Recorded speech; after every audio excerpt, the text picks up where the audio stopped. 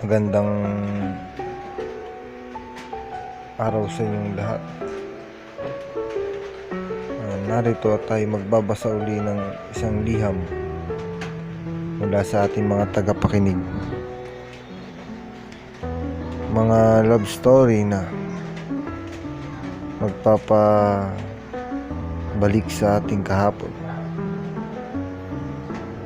Masakit man, pero kailangan natin tanggapin. Ngayon tayo ay magbabasa ng isang liham mula sa ating isang tagapakinig from Calawag, Quezon. Itago na lang natin siyang Biasel. Dear Axel, ako po si Biasel, taga Calawag, Quezon. Gusto ko pong ikwento sa inyo ang aking karanasan buhay pag-ibig. Ako po ay umalis sa aming isla dahil sa sobrang hirap ng buhay. At pumunta po ako sa Laguna, sa may bandang Santa Rosa. Maayos naman po ang aking naging trabaho doon. Wala akong problema at nabibili ko lahat ng gusto ko. Kung minsan ay sina mama ay nagpapadalhan ko din naman. Kaya wala na akong mahanap na kasiyahan pa sa aking sarili. Dahil lahat ng pangarap ko noong ako'y nasa isla pa ay nakakamit ko na ngayon. At dumating ang pagkakataon na nakilala ko ang isang lalaki at kami nagka-text. Itago na lang po natin siya sa pangalang Omar. Naging matagal po kami ni Omar na magka-text. Umabot po yun ng ilang taon. Sa madaling salita ay halos kuha na namin ng isa't isa. Hindi po kami nag-aaway kahit minsan. Madalas napapagkasunduan namin ng isang bagay na gusto namin. Kung anong gusto niya ay gusto ko din. May isa lang pong problema sa aming dalawa. Hindi po kami makapagkita. At yun din po ang tanong ko sa sarili ko kung bakit hindi siya nakikipagkita. Lahat naman ng lalaki ngayon gusto maipagkita. Pero siya ay iba. Axel, sa tagal ng panahong yun ay naisip ko na okay lang sa akin na hanggang dito lang kami. Okay lang sa akin na text, tawag, basta nandyan lang siya. Ayaw ko nang mawala siya kahit ganun lang ang aming relasyon. Nasanay na kasi ako na nandyan siya sa paggising ko. Lalo na pag tutulog na ako. Marami siyang mga paalala sa akin. Lalo na rin sa paggising ko, Kuya Axel. Kuya Axel, dumating ang panahon na sobra ko na siyang minahal. Na halos kahit ako'y nakakapagsabi na sa kanya na sana magkita na tayo at magkasama. At nangako naman siya, Kuya Axel, na darating ang panahon na yun na haharap siya sa mga magulang ko. Haharap siya ng buong tapang at pagmamahal para sa akin. At inasahan ko po lahat yun dahil alam ko sa tagal ng aming pagiging mag-on or what, subok ko na mahal niya talaga ako at hindi niya ako iiwan pang muli. Napakasarap ng may nagmamahal, kaya ayoko po siyang mawala na sa akin. Siya lang po kasi ang kauna-unahan kong minahal, Kuya Axel.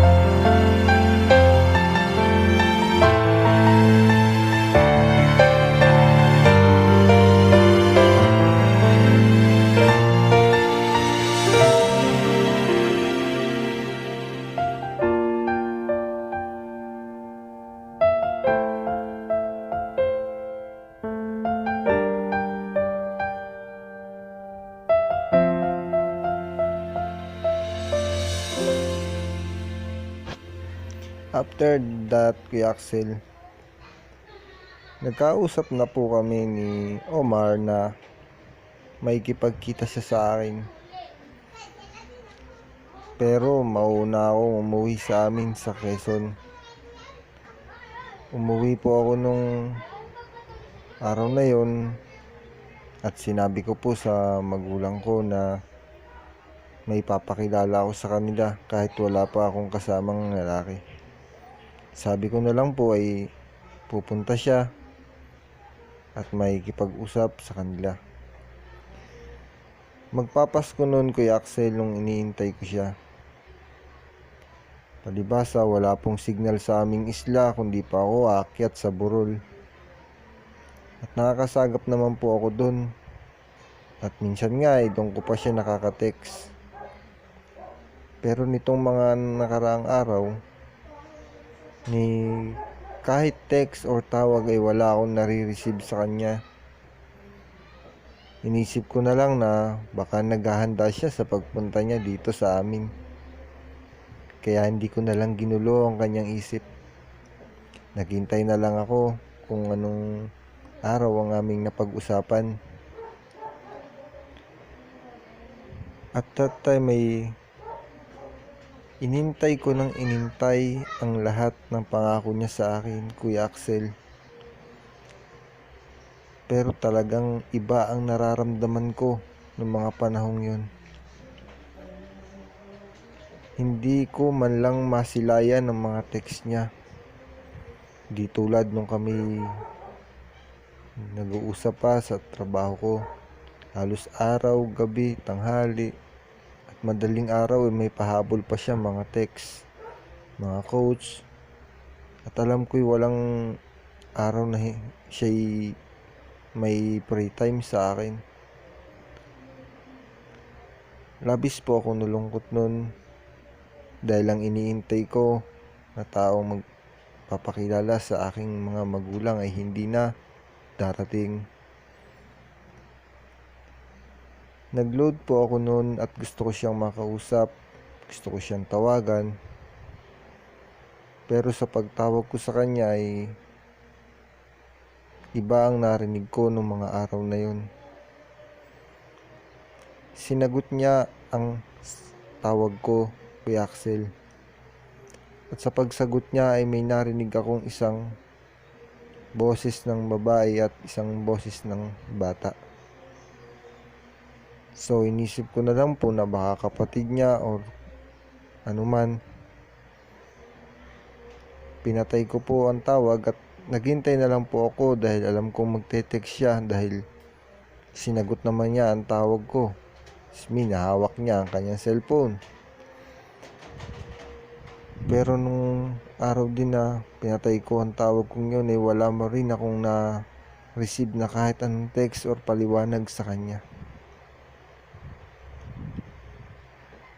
Labis akong nasaktan, Kuya Axel. Napaisip na lang ako at napaupo sa isang tabi. Bakit ganun? Seryoso naman kami. Pero bakit ganun?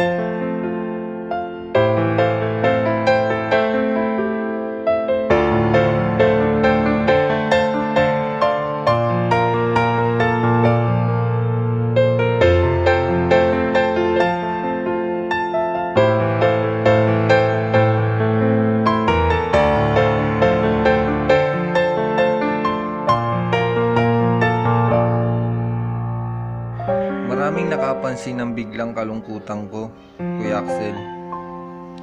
Isa na si Papa na madalas makapansin na ako'y tulala. Aaminin ko, Kuya Axel, na labis ako nasaktan talaga ng todo. Dahil minahal ko siya at inasahan ko mga pangako niya. Pero hindi ko alam na magtatapos lang pala sa isang ganun. Wala na rin ako na receive na mga text niya o tawag na labis kong inaasahan. Kaya nagpasya ako na bumalik sa aking trabaho sa Laguna. At ako'y umalis uli at bumalik doon. At sa pagbalik ko ay unti-unti ko nang nalilimutan ng kabigo ang aking naranasan. Pinokus ko ang aking trabaho. Pinokus ko ang lahat ng pangarap ko sa buhay. At parang gusto kong humanap ng isang katahimikan.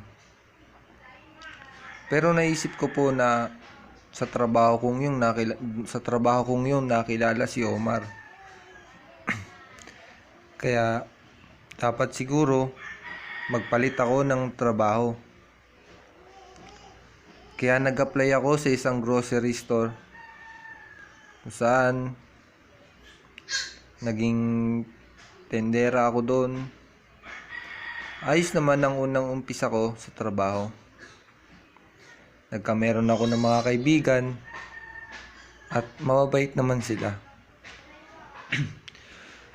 Pero hindi ko pa rin maalis sa isip ko si Omar. Madalas ko pa rin siyang naaalala kahit sobrang busy ko na. Lalo na pagka nakikita ko yung mga text niya na naitabi ko pa.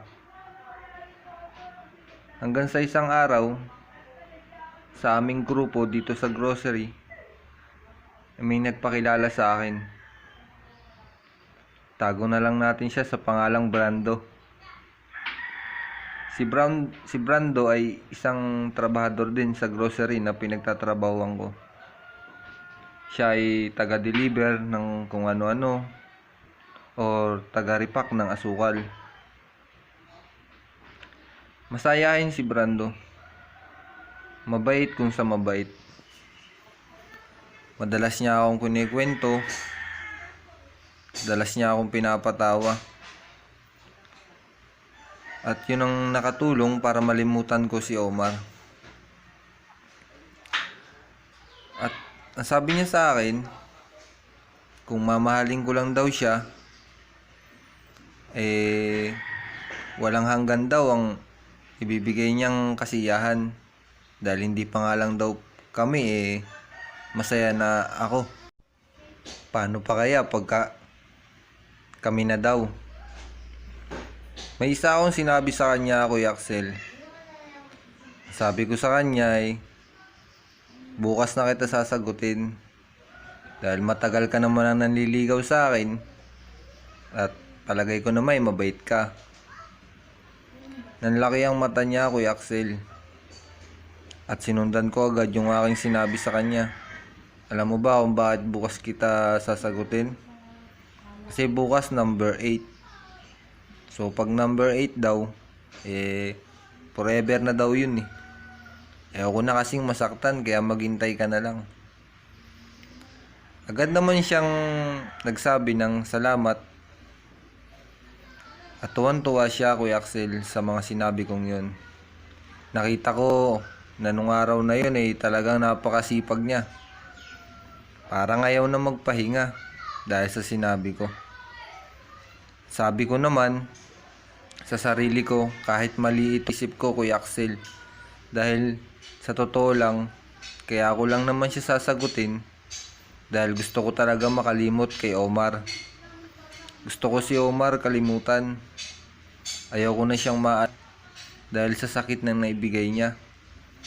At saka kaya ako minahal din si Brando kasi galit ako kay Omar. Kaya nangyaring minamahal ko na rin si Brando.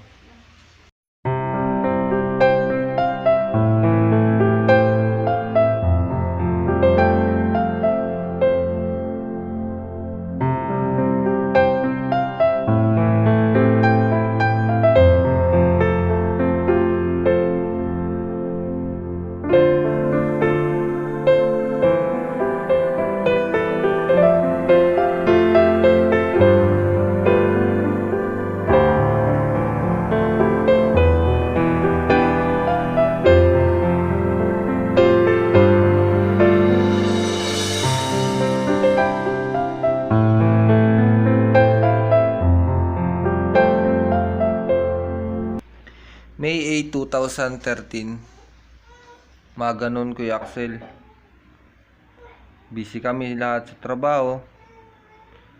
At dumating ang break time namin. Nakita ko si Brando. Sabi sa akin ni Brando, Kuya Axel, Ano na, Biasel? Asa na yung pangako mo nung sasagutin mo ako? At sinagot ko na din siya, Kuya Axel, nung araw na yun. At sa labis niyang katuwaan, nagaya kagad siya na mag-break time kami. At kung ano-ano ang binili niyang mga merienda. Napansin ko lang sa sarili ko, Kuya Axel, na parang hindi ako masaya sa pagkakasagot ko sa kanya. Hindi ako nakakaramdam ng pagmamahal o labis na katuwaan. Ang tingin ko nga, Kuya Axel, siya lang ang natutuwa. Pero sinakyan ko na lang din siya. Dahil alam ko naman sa sarili ko na minahal ko nga lang siya para malimutan ko si Omar. Dumating pa ang mga araw, naging masaya ang aming samahan. Di naman kami nag-aaway. Madalas nga puro sweet na lang kami palagi. At aminin ko din naman, meron na rin naman kahit konti akong naman sa kanya. Dumating nga ang araw na ipinakilala niya pa ako sa kanyang magulang. Doon ko naisip na seryoso nga talaga ang taong ito sa akin. Dapat siguro matutunan ko na rin siyang mahalin. Hindi ko dapat siya ginagamit para makalimot lamang. Kaya pamula noon naging seryoso na rin naman ako sa kanya, Kuya Axel. At dumating ang araw na trabaho, gala, yan lang ang gawa namin ni Brando. kung saan namin magustuhan pumunta ay pumupunta kami. Kung saan niya naisin at kung saan ko rin gustuhin. Mabait si Brando. Siya yung taong pag sinabi niya ay ginagawa niya. Pero may isa lang kaming naging problema kay Axel. Yun yung hindi ko na itanong sa kanya nung nandiligaw pa lang siya sa akin. At hindi ko rin nasabi sa kanya na yun ang pinakaayaw ko sa lahat.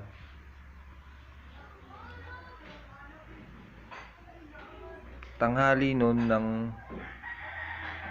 day off siya. Wala siya sa trabaho. Ako kasi hindi ako na-absent sa trabaho noon kay Axel. May tumawag sa aking isang babae. So, busy pa ako noon kaya hindi ko nasasagot yung ibang mga tawag niya. Then, nung sinagot ko, narinig ko ang boses niya ay babae na animoy galit. Ang sabi niya pa nga sa akin eh, "Ikaw ba si Biasel?" Nagulat ako kay Axel sa sinabi niyang yun. Kaya sinabi ko na, "Oo, ako si Biasel." "Bakit?" Ang sagot niya sa akin kay Axel ay, "Ako, hindi mo ba ako kilala? Ako lang naman ang asawa ni Brando. At ikaw, sino ka? Girlfriend ka lang naman ata niya. So niloloko ka lang ni Brando. Ako talaga ang mahal niya at hindi ikaw."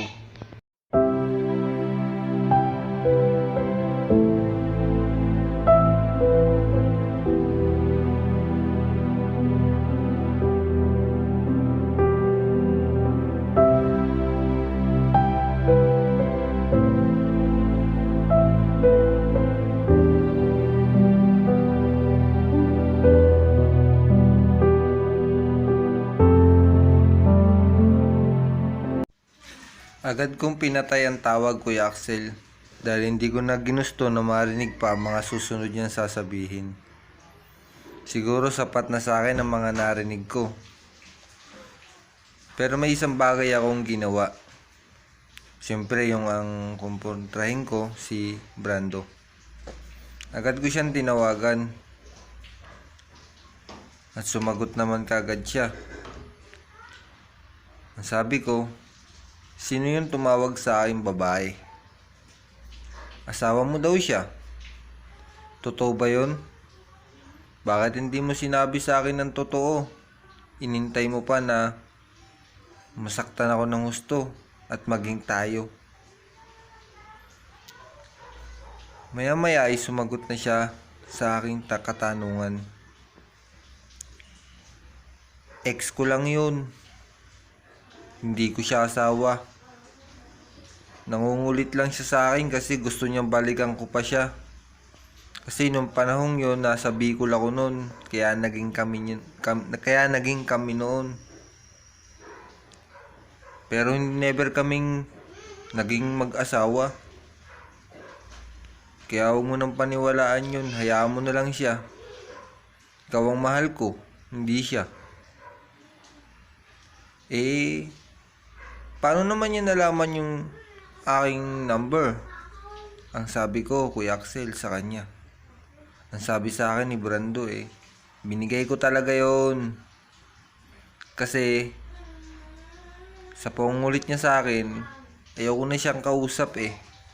Kaya ang sabi ko, para maniwala ka na meron na akong girlfriend, eto tawagan mo.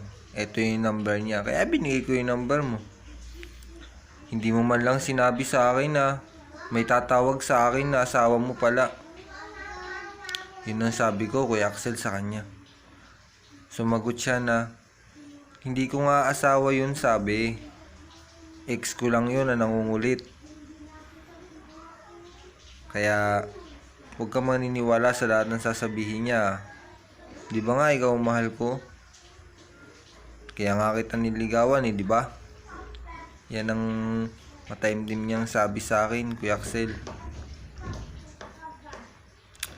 At agad ko namang hindi ba na ang usapan at ang sabi ko ay napapagura na ako. Sige, mamaya na lang tayo uli mag-usap. Agad ko pong pinatay agad ang tawag.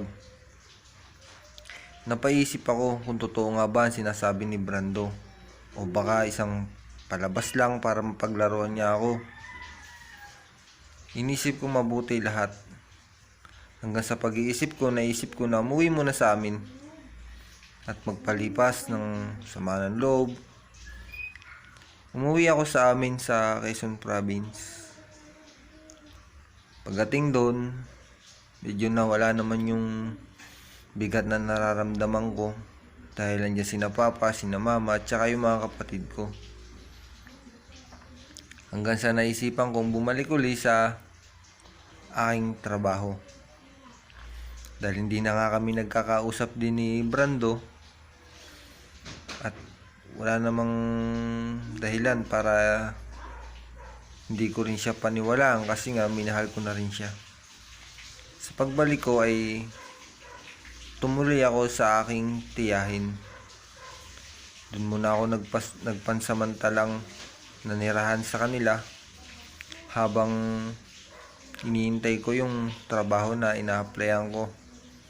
Isa siyang company pero matagal ko na ring in-applyan. Mahigit 1 buwan din ako nakatambay kina tiya.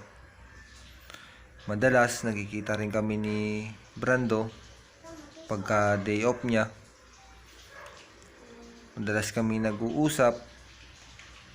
Okay naman kami, wala naman kaming problema na hindi nalalampasan. At yung babaeng tumawag sa akin, hindi na rin siya natawag sa akin kahit kailan. Kaya naisip ko rin na baka nang-good time lang ito. Or totoo nga yung sinasabi ni Brandon na nagpipilit lang sa kanya ulit na may pagbalikan. Pero ayaw naman na ni Brando. Kaya siguro ang naisip nung babae, siraan si Brando sa akin. After that,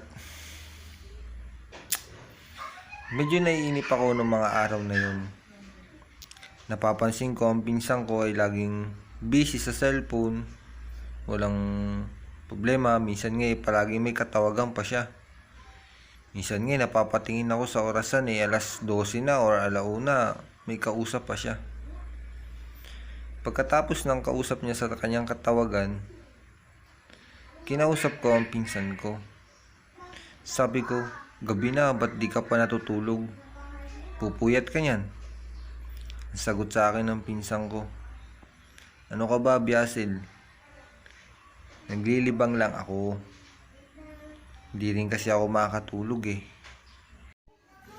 Gusto mo, sumali ka na lang sa clan namin. Dito sa clan namin, matatanggal yung inip mo. At baka magaya ka rin sa akin na alas 12 na, gising pa. Clan? Anong clan yun? Yun ang tanong ko sa kanya, Kuya Axel, nung mga oras na yun. Sabi naman niya sa akin, ang clan daw ay isang samahan ng mga magkaka-text or group message. Noong mga panahon yun, may clan din naman ako, pero hindi naman ako ganun sobra ka-busy, Kuya Axel. Grabe naman kasing guguli ng pinsan ko yung oras na ganun. Na alas 12 hanggang alauna may kausap pa siya. Pero pinatulan ko pa rin yung kanyang offer sa akin na sumali ako sa clan nila kasi masaya daw, mabait daw ang founder, tsaka maganda daw ang mga patakaran doon. And then sumali ako kagad. Pinasahan ako ng form ng kanilang founder and then nag-fill up ako. So sabi ko nga, okay ang clan na to Age, kung single ka, yun ang mga nakalagay sa form. Saan ka nakatira, anong number mo. At agad ko po itong isinend sa mga co-founder na nakalagay sa baba ng message. At maya maya pa nga po, pinawelcome na nga po ako ng mga co-founder. At naging member na po ako ng clan na kung tawagin nila ay True Love Society Clan. At sabi ng pinsan ko, ang founder daw dun ay ang boyfriend niya. Sabi ko naman, ganun ba? Di okay. Tatagal ako sa clan ninyong ito kasi wala pa akong trabaho, kaya ito muna ang paglilibangan ko. Ano ba ako madalas ginagawa sa inyong clan? Wala, pa-share ka lang, pa-comment ka lang sa mga nila, biruan, tawanan, mga ganun. Minsan may makakakul ka pa dyan. Kung gusto mong may kausap, mag-GM ka lang. Yun ang sabi ng pinsan ko. So, nag-umpisa pa ako sa pa-GM, ganyan. Pero, siyempre, focus pa rin ako sa trabaho ko, Kuya Axel. Hindi naman pwedeng ganun na lang ang gawin ko, oras-oras. Kinabukasan, napansin ko na parang nagkakagulo yung pinsan ko at saka yung tiyahin ko. Tapos yung isa ko pang pinsan, parang ang pagkakarinig ko may kaaway sila sa cellphone ng aking pinsan. Narinig ko yung tiya ko na ang sabi niya bata pa ang anak ko, marami pa siyang pangarap, hindi siya nababagay sa kagaya mong tambay at walang kinabukasan. Medyo na ano lang ako, Kuya Axel, sa mga sinabi ng tiya ko, kaya medyo lumapit pa ako ng kaunti. Di naman po sa pagiging chismosa, gusto ko lang pong malaman kung anong pinag-aawayan nila. At napakalabit ako sa aking pinsan. Sabi ko, pinsan, ano ba yun? Boyfriend ko kasi yun. Kinakausap si mama. Ganun. Pinagtutulungan na ni ate mo tsaka ni mama mo yung boyfriend mo. Kaya nga, pilit na nagmamakaawa yung pinsan ko, Kuya Axel, sa mama at ate niya na tama na yung mga sinasabi nilang masasakit dun sa kanyang boyfriend. Pero wala siyang magawa dahil pinagpasapasahan na yung cellphone ng tiyahin ko at saka ng ate niya. Napansin ko na lang kay pinsan ko na medyo malungkot siya. Inabot sa kanya yung cellphone pero wala na yung tawag. Sabi ko na lang sa kanya, ganyan talaga, pagpasensyahan mo na lang si mama mo kasi bata ka pa. Di ka pa pwedeng mag-boyfriend. Pero ang sabi niya sa akin, Kuya Axel, boyfriend lang naman. Tsaka, mabait yun. Hindi yun kagaya ng iba na hindi seryoso. Handa akong intayin ng boyfriend ko yun. Hindi siya yung nagmamadali. Siya nga lang ang nakakaunawa sa akin Yan ang sabi ng aking pinsan. Sabi ko naman, yun ba yung sinabi mo sa akin nung isang araw na boyfriend mo? Oo, yun yung boyfriend ko, yung founder natin. Gusto niya kasing dumaan ako sa kanila pagpunta ko sa Quezon Province. Kasi di ba nga kukunin ko yung mga requirements ng kapatid ko doon dahil dito na sila mag-aaral. Gusto niya na makita ko at gusto din niyang ipakilala ako sa magulang niya. At siyempre, seryoso nga siya sa akin. Nagpaalam siya kay na mama at ate. Kaso, yun nga, sinermonan lang nila ang boyfriend ko. Hayaan mo na yun, pinsan. Sabi ko sa kanya, Kuya Axel, na ganun talaga ang magulang at kapatid, lalo't panganay. So, hindi natin kilala kung sino yan. Kahit pa sabihin mong boyfriend mo na ng matagal yan, mahirap pa rin magtiwala. At sa sumunod ng mga araw, Kuya Axel, ganun pa rin ang aking naging sitwasyon sa bahay ng aking tiya. Naging isang tambay pa rin ako.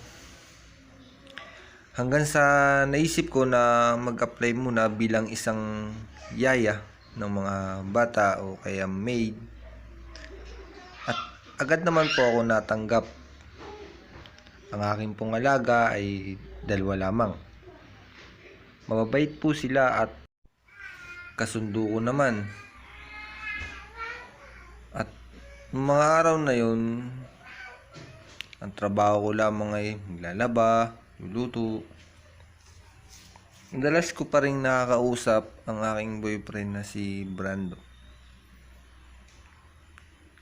Gabi, araw, hanggang sa makatulog.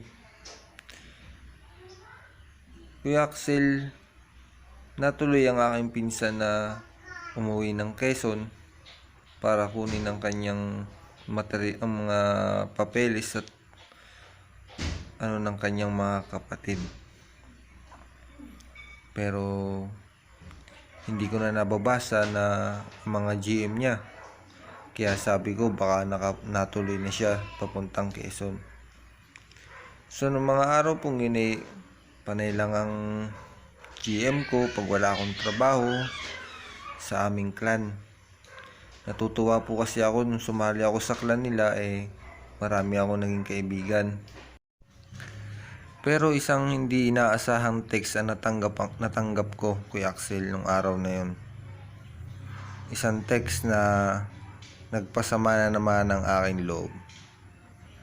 Nag-text po kasi sa akin ang babae na nanggugulo sa amin dati ni Brando. Ismin na yung kanyang ex. Ang sabi po niya sa text ay nagkabalikan na daw sila ni Brando. Parang gumuho ang aking mundo nung marinig ko na nagkabalikan na sila. Hindi ko alam kung anong gagawin ko. Basta ang pagkakaalam ko ay pinatay ko na lang ang tawag ng ex niya. At tinawagan ko si Brando. Sinabi ko sa kanya na mamili ka sa aming dalawa kung sino talaga. Pero ang mga sagot niya ay mga alanganin at hindi ko maintindihan. Laging sinasabi niya ay ako lang daw at walang iba. Pero bakit may mga ganong eksena? Yun ang sabi ko sa kanya. Bakit may mga ganong sumisingit pa rin? Hindi pa rin siya maamin. Pero may kutob akong talagang sila, Kuya Axel. Kasi hindi naman magpapakaloko ang isang babae kung wala naman talaga siyang ebidensya. Halos umiiyak pa nga po ako sa kanya noon para mapapili lang kung sino sa amin dalawa. Pero hindi na po siya naimik noong mga oras na yon. Hanggang saan sabi ko ay siguro nga talagang kayo. Hindi mo lang sinasabi sa akin. Sabi ko pa sa kanya pinagsasabay mo kaming dalawa. Na kaya mo yun. Sa loob ng 6 months na ating pagiging mag-on ay nagawa mong pagsabayin kami. Pero hindi pa rin po ako naipaghiwalay sa kanya, Kuya Axel, noong mga oras na yon. Pinatay ko na lang ang mga tawag ko sa kanya at hindi ko na siya pinapansin sa mga text niya. Pero hindi ibig sabihin na iwalay na kami nun. Ibig sabihin, gusto ko lang makapagpahinga. At sa aking pagpapahinga, may nabasa akong isang GM. Ang sabi sa GM,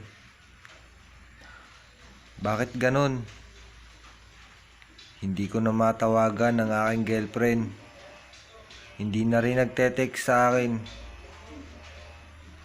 Bakit ganon? Niloadan ko na siya ng 30. Niloadan ko pa siya ng 60. Pero hindi pa rin talaga. Parang baliwala na ako sa kanya. Nakakainis na ang girlfriend kong yan. Walang kwenta. Kahit loadan ko ng marami, hindi naman ako tatawagan. Kuya Axel, nakita ko kasi yung GM na yun ay galing sa founder ng clan namin. At nitong araw lang na to, ko rin nakita ang GM na yun. Nisimula kasi na sumali ako hindi na nag-GM yun. At hindi ko pa nakikita na nag-GM ang founder namin. Nag-welcome lang, tapos hindi ko na nakikita ang nag-GM yun. Naisip ko na ang founder nga pala namin ang boyfriend ng aking pinsan. So baka ako pinsan ko ang ginagalitan nito. Nung mga oras na yun, Kuya Axel, mainit pa ang ulo ko kasi katatapos lang namin mag-away ni Brando. Kaya tinawagan ko siya. Sabi ko, "Hello po. Hindi mo po ba alam ang sitwasyon ng pinsan ko sa lugar namin?" Agad umimik ang tinawagan ko, Kuya Axel. Ang sabi niya, "Sino ba to? Hindi mo ako kilala member mo ako. Hindi mo ba alam na napakahirap ng signal sa amin lugar, kaya hindi mo makontak ang pinsan ko?" Sumagot naman siya. Ang sabi niya, "Sorry, hindi ko alam. Niloadan ko na kasi siya. 2 beses ko pang niload. Kung kinakailangan pangatluhan, luludan ko pa siya para makausap ko lang."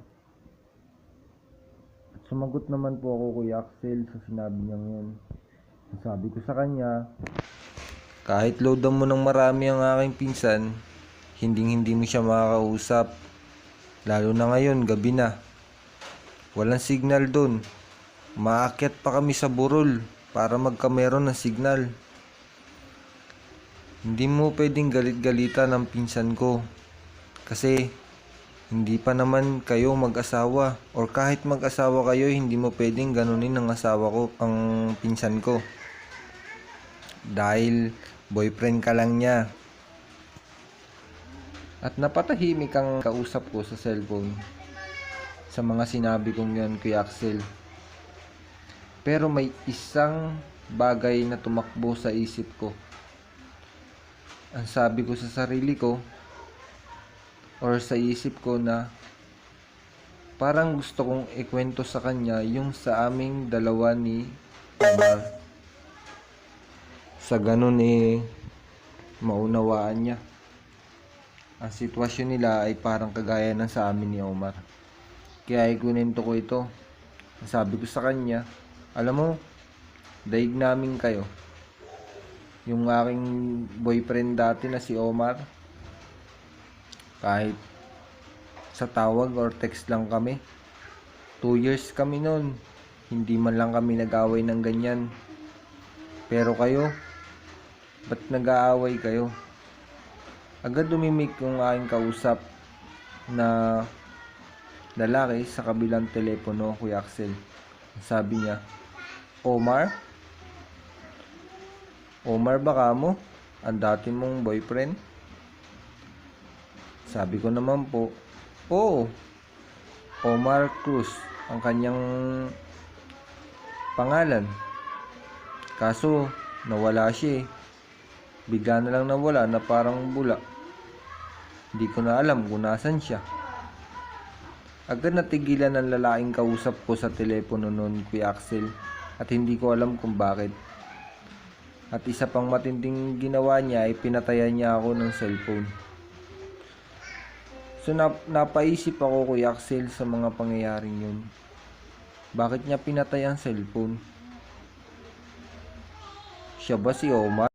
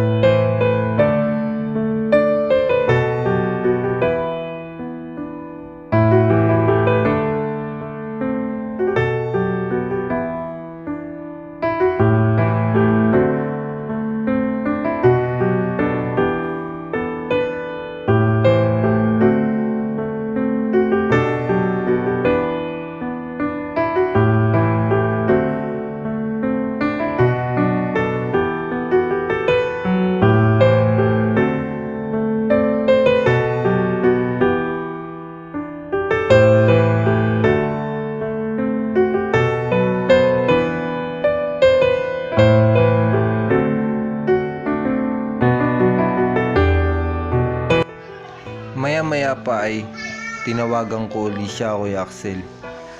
At ang sabi ko ay, bakit mo pinatay ang tawag ko? Alam mo ba na galit ako sa bastos kausap? Yan pa nga ang sabi ko sa kanya, Kuya Axel, napit na sabi ko. Pero isa lang ang sinagot niya sa lahat ng sinabi ko. At isa pang matinding nakapag-isip sa akin ng husto. Ang tanong niya kasi ay, ano ba ang huli ng number ng Omar na sinasabi mo? Doon ako napaisip.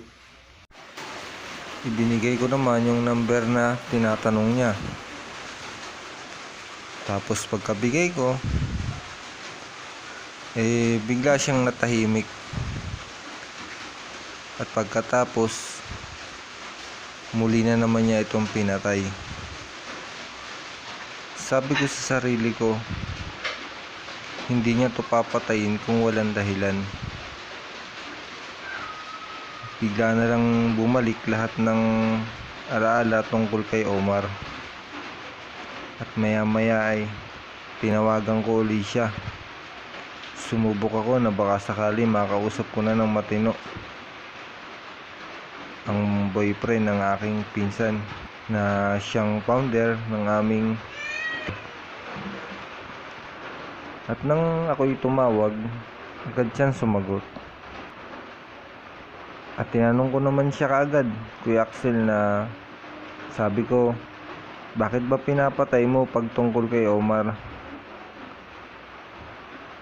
Si Omar ka ba? Biglang hininga siya. Sabi niya, oo, ako to, si Omar. Labis na kalungkutan bigla ang naramdaman ko, Kuya Axel, sa nalaman ko. Bumalik lahat ang sakit na naramdaman ko, na nalusutan ko na. Pero hindi ko alam kung bakit bigla akong kinabahan, bigot. Hindi ko alam kung saya o galit ang aking maramdaman. Maya maya pa ay nagpaliwanag na siya.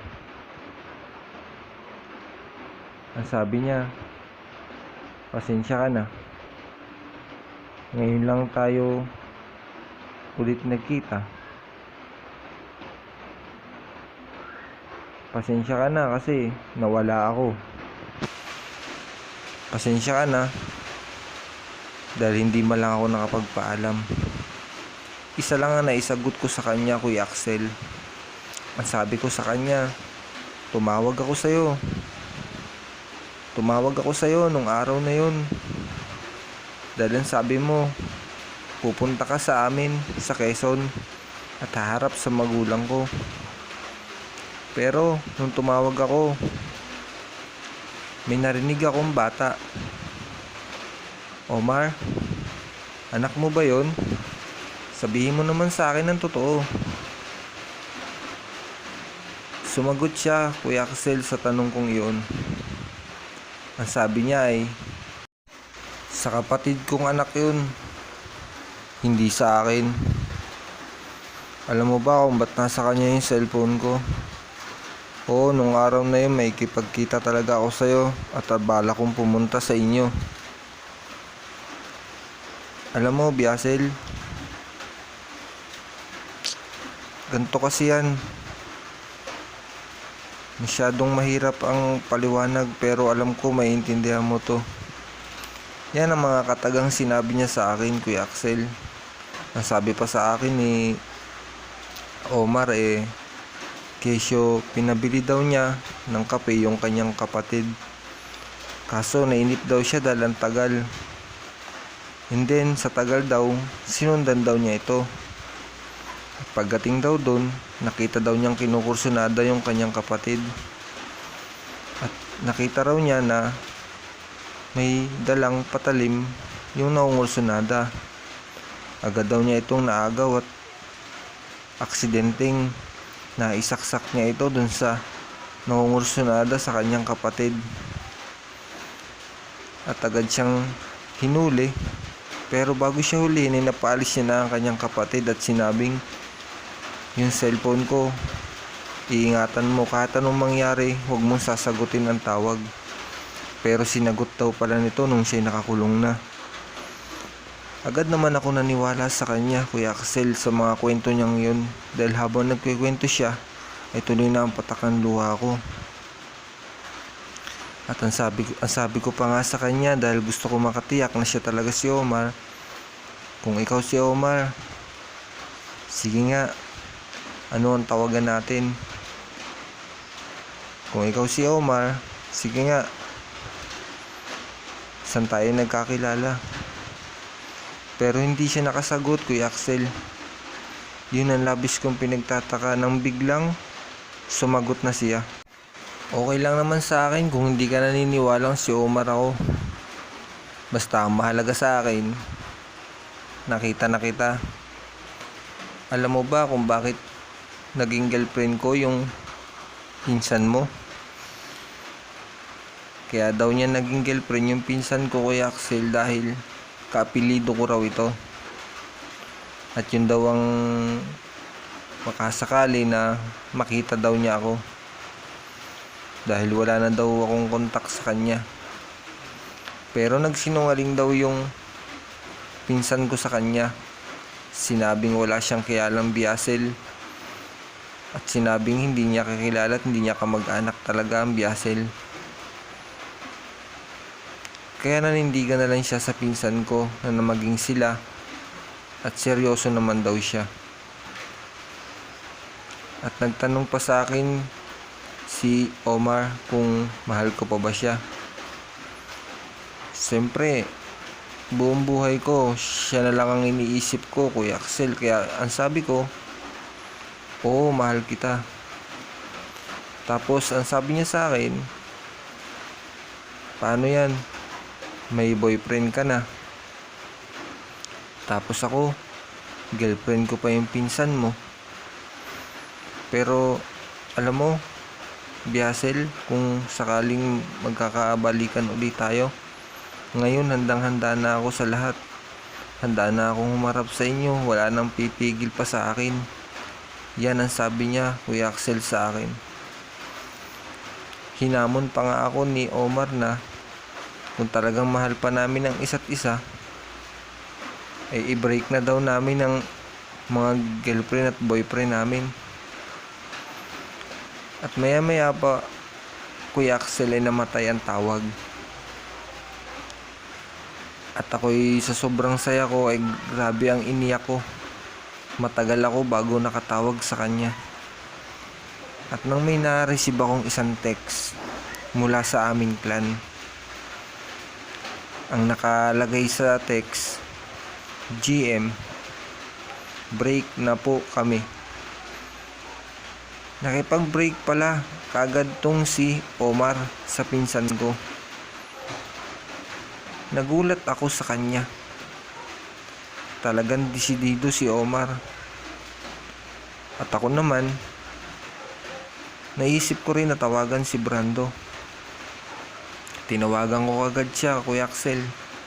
At pagkatawag ko, sumagot naman siya. Sabi niya, hello, magandang gabi sa'yo. Sabi ko, hi, kumusta ka na? Nga pala, break na tayo. Sabi kong ganun kay Brando. Sabi na ni Brando, bakit naman? Basta, break na tayo. Kasi nakita ko na yung dating hinahanap ko. Wala nang madami pang usap, basta break na tayo. Hindi na ako nakapagpaliwanag pa sa kanya, Kuya Axel. Dahil sa sobrang saya kong naramdaman. Agad akong tumawag kay Omar. At pagtawag ko pa lang kay Omar ay nagsalita agad siya. O ayan, Biasel, na-break ko na yung pinsan mo. Ako, hindi kita pipiliting i-break yung boyfriend mo. Kasi alam ko, nung wala ako, siya yung kadamay mo. Pwede mo naman akong baliwalain. Pwede mo rin akong intindihin ulit. Nasa sa'yo yan, Biasel. Yan ang sabi niya sa akin kay Axel nung ako'y tumawag sa kanya after break ko kay Brando. Sabi ko naman sa kanya, ba't ko naman gagawin yun? Yung matagal ko nang hinahanap, eto na't kausap ko pa. So, tapos na rin kami ng boyfriend ko. Ay, sorry, ex ko na pala. So, pare-parehas sa tayong malaya. Ang sabi naman sa akin ni Omar, okay, gusto ko magsama na tayo. Hindi ko napapalampasin ang araw na to. Basta gusto ko magsama na tayo. Yan ang sabi sa akin ni Omar, Kuya Axel. Nagulat ako nun kasi sa pool simula yun ang sinasabi niya sa akin. Kaya naniwala na akong siya talaga si Omar. Agad kami nagplano, Kuya Axel, ng magkikita. Sabi niya sa akin, siya daw ay may tattoo sa kanang braso dahil nga daw dun sa pagkakakulong niya. At dati naman na daw siya may tattoo talaga doon. At ganun din nga si Omar. Talagang siya talaga si Omar, Kuya Axel. Hindi na ako nagdalawang isip at nagkita na kami. Ang napag-usapan namin pagkikitaan sa may SM Laguna. Bali, ang susundo sa akin ay ang kanyang mama. At pagdating ko doon, medyo naghintay lang ako ng kaunting oras. Maya-maya ay dumating na si mama niya. At pag sama ko sa nanay niya, dumiretso kami sa amo nila. Bali, nag-stay kami ng kaunting oras doon. Nakita ko ang mga mukha nila na masaya. Masaya sila dahil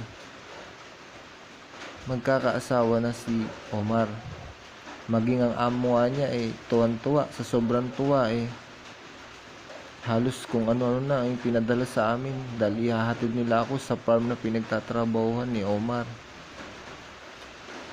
Kung ano-ano mga pagkain ang inilagay nila. At take note ha, may pahatid pa sila. Pinahatid pa talaga ako sa farm.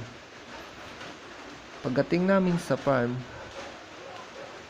dito na ako tinamaan ng kaba. Sobrang kaba ko talaga, Kuya Axel. Gusto ko siyang makita na nahihiya ako na hindi ko maintindihan. Sabi ko nga sa sarili ko, makakasama ko na ang taong mahal ko na matagal ko nang iniintay at matagal ko nang hinahanap. Andito na ako ngayon, hindi ko na siya papakawalan pa.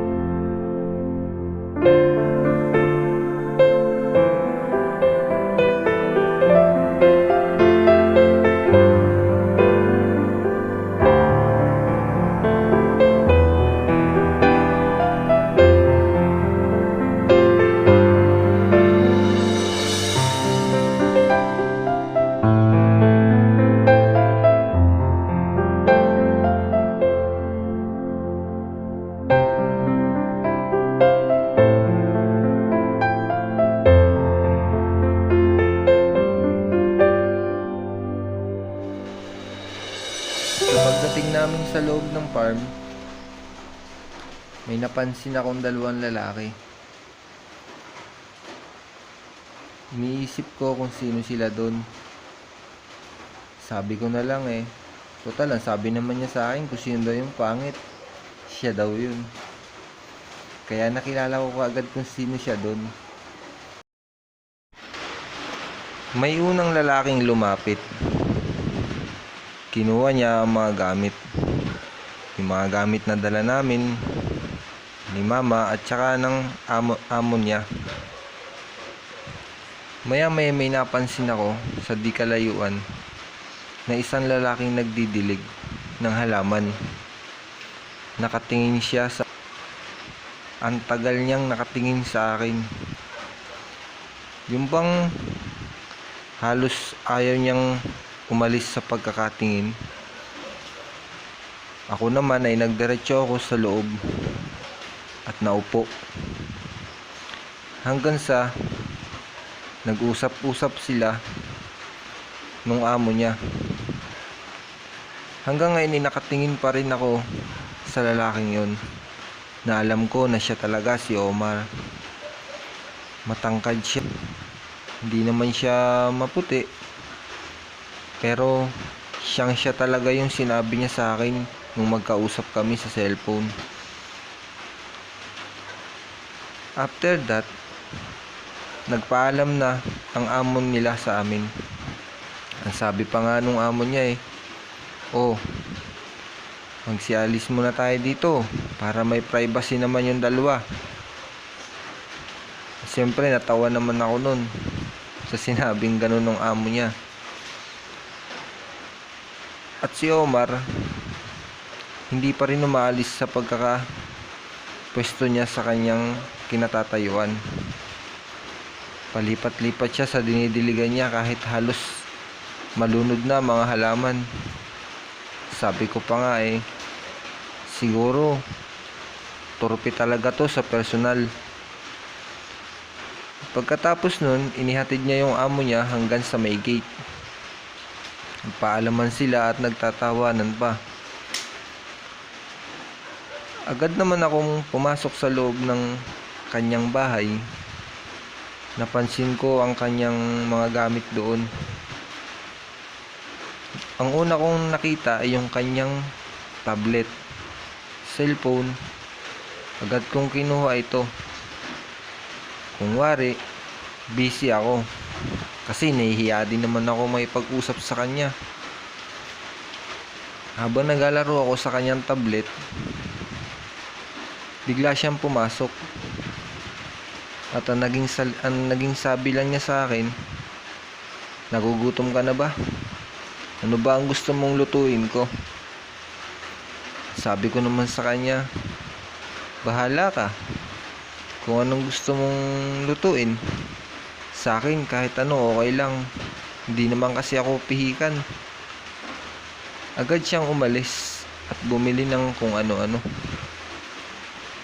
At pagbalik niya, may mga dala siyang mga kung anong kutkutin, tulad ng pagkain at tinapay, soft drinks. At ang sabi niya sa akin "Oh, eto Biasel, magmerienda ka muna at ako'y magluluto ng dala ni na boss. Lulutuin ko para naman may makain tayo ngayong hapunan. Hapon na rin kasi kayo nang dumating Sagot ko naman sa kanya, "Okay, sige. Pero sabayan mo ako." Sabi naman niya, hindi naman ako kasi nagme-merienda. Sanay ako sa kanin lang kinakain ko. At pagkatapos nun ay nagluluto na po siya. Kuya Axel, walang mapaglagyan ng saya ko at ang sayang nakikita ko sa kanya. Halos napakasaya din niya nung araw na yun. Nakita ko na napakaswerte ko dahil isang lalaking mapag-asikaso ang aking nakilala. Hindi ako nagkamali ng pag-iintay sa kanya. Sabi ko nga, hindi na sayang ang pag-iintay ko sa'yo. Kasi, eto ngayon kaharap kita, pinagsisilbihan ako. Labis-labis ang pasalamat ko sa Panginoon ng mga araw na yun. Sabi ko na lang, salamat at nakilala ko siya. Salamat at ibinalik sa akin yung taong inintay ko.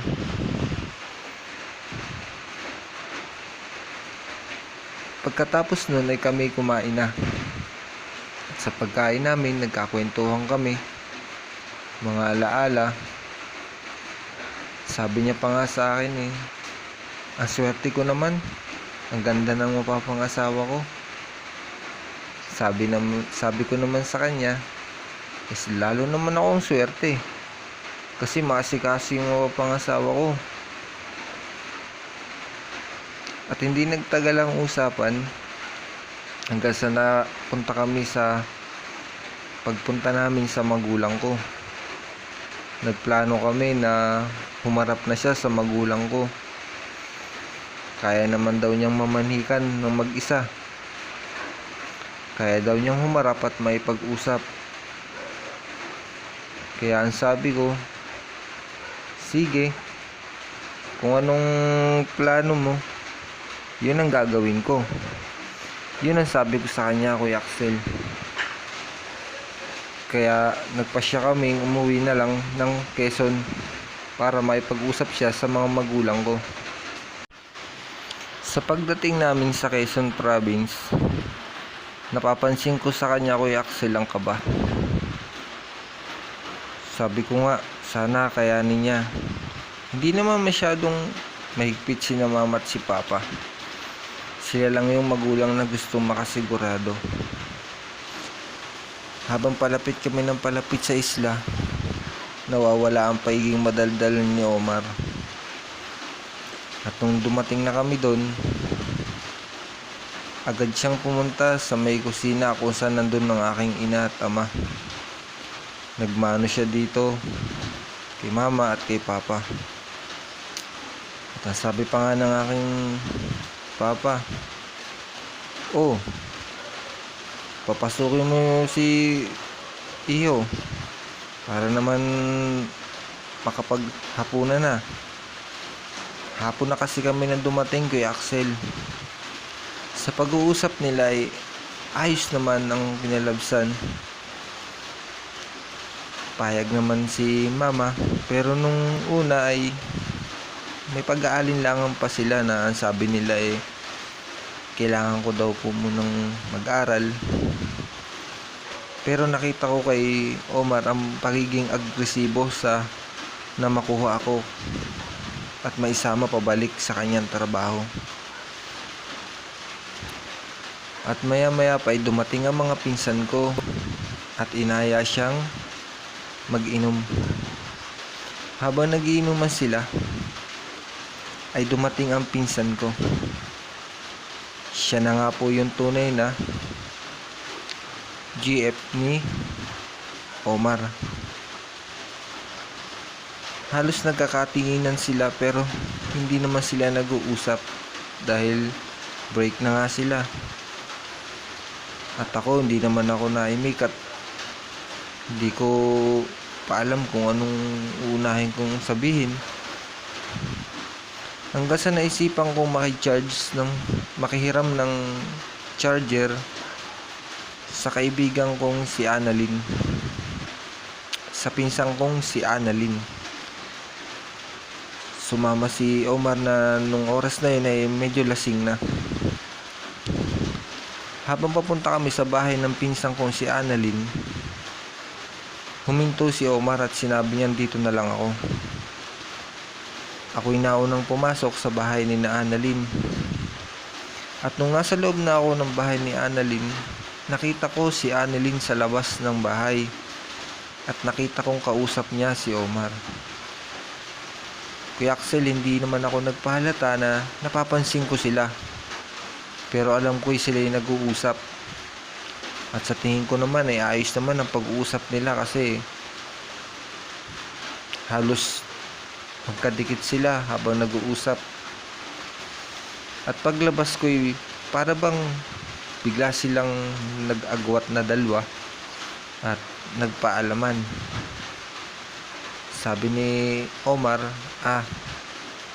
sige Annalyn, at kami pupunta na. Agad naman ako naunang maglakad kay Omar. Hinila ako ni Omar na sabi niya, huwag kang mag-alala. Nagpaalam lang ako sa kanya, humingi lang ako ng sorry. Ikaw ang mahal ko.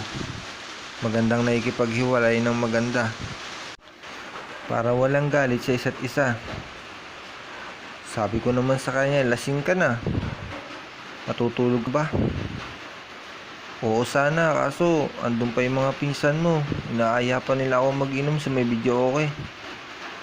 Hay nako, huwag ka na sumama dun. Mga halang sa alak yung mga yun. Hindi ka pa naman sanay uminom. Yun ang sabi ko sa kanya, Kuya Axel. At pag uwi namin, yun na nga po, inaya nga siya ng mga pinsan ko na mag-inom kung saan saan. Iikot kasi yon sa mga kamag-anak namin. Ganun kasi ang tradisyon sa amin. Hindi ka palasing, lahat ng kamag-anak na magiinom ay pupuntahan mo. Hanggang sa naghihintay lang ako dito sa bahay namin na bumalik si Omar.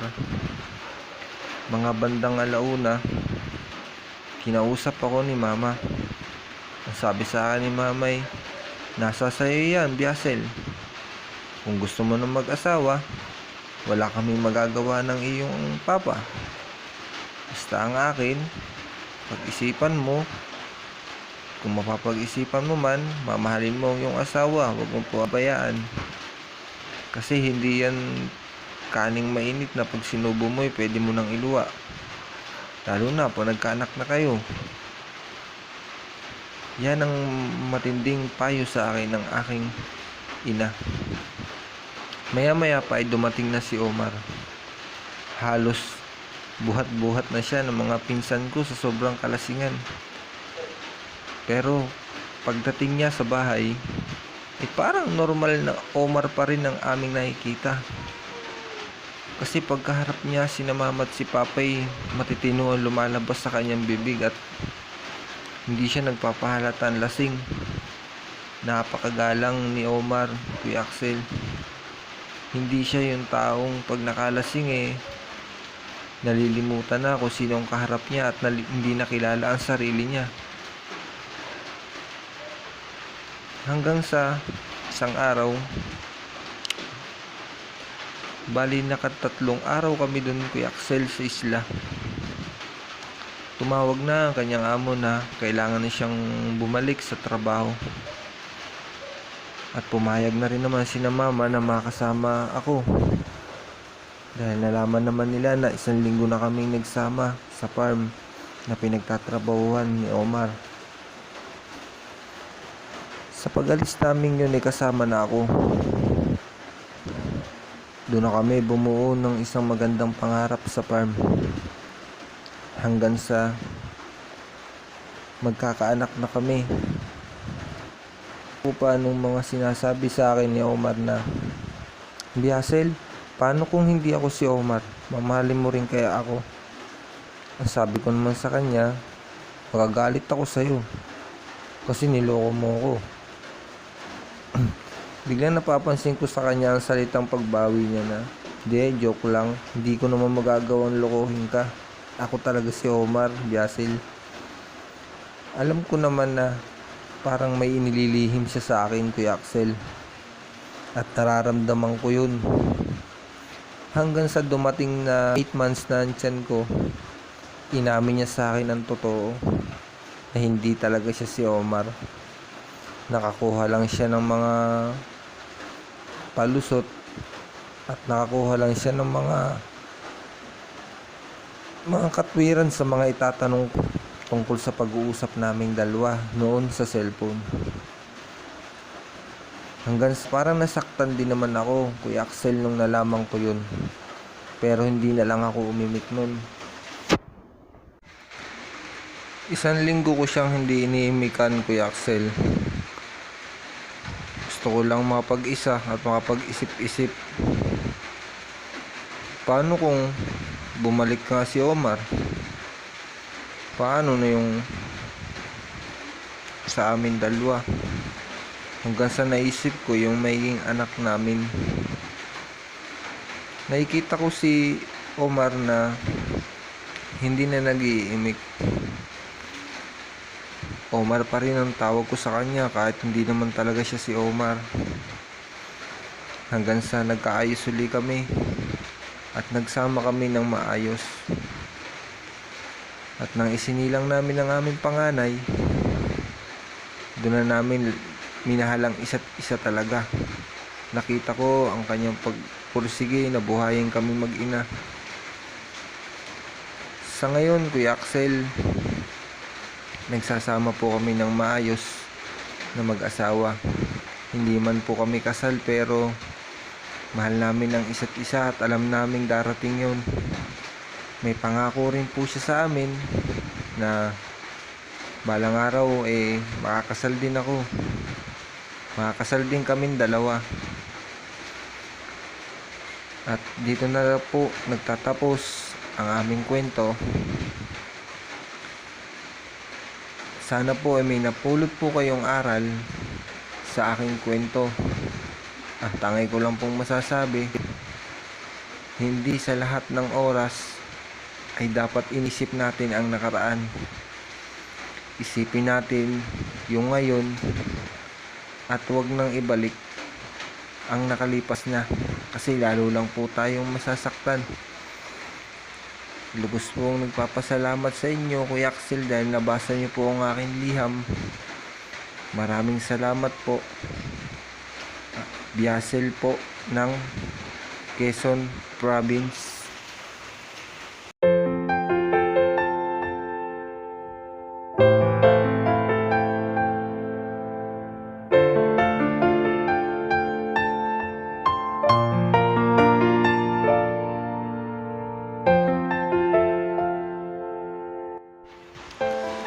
Biasel, napakaganda ng love story mo. Salamat at napili mo akong padalhan ng iyong liham. Relate na relate ang mga makikinig sa ating love story ngayon. Napakaganda, kahit daming pagsubok ang dinaanan mo, hindi ka sumuko. Nasaktan ka man sa una, patuloy ka pa rin sa pag-asa, pero alam mo, nakatulong sa'yo yung yung paghihintay mo kay Omar. Kasi kung hindi ka naghihintay kay Omar, siguro walang magpapanggap na Omar. Kaya congrats sa'yo at sa iyong pamilya. God bless you, kasi successful ang iyong love life sa buhay kahit maraming pasakit. Napakaganda ng love story nila. Sana kapulutan natin ng aral ng kanilang kwento. At sa mga gusto magbahagi ng inyong liham, ilalagay ko na lang po sa ating description yung aking Facebook account, kung saan magme-message na po kayo sa akin, mismong magpi-PM po kayo sa akin sa Messenger, at doon nyo po isusulat ang mga love story ng inyong buhay. At ako na po ang babasa para po may natin sa ating love story, para maisadula natin. Sana po nagustuhan nyo ang aking handog sa inyong love story. Ito po naisip ko para po mas maraming makilala tayong mga kwento. Mas marami tayong marinig na iba't ibang kwento ng ating mga kababayan tungkol sa mga love or kahit ano pa mang kwento yan. Pwede nyo pong ipadala sa akin yan. I-search nyo lang po ang aking Facebook, PJ Escalona Corlet. Ilalagay ko rin po yan sa description. Dito na po nagtatapos ang ating love story, at sana po suportahan nyo ako sa lahat ng aking gagawing love story. And God bless you guys, and thank you for support my YouTube channel. Salamat po.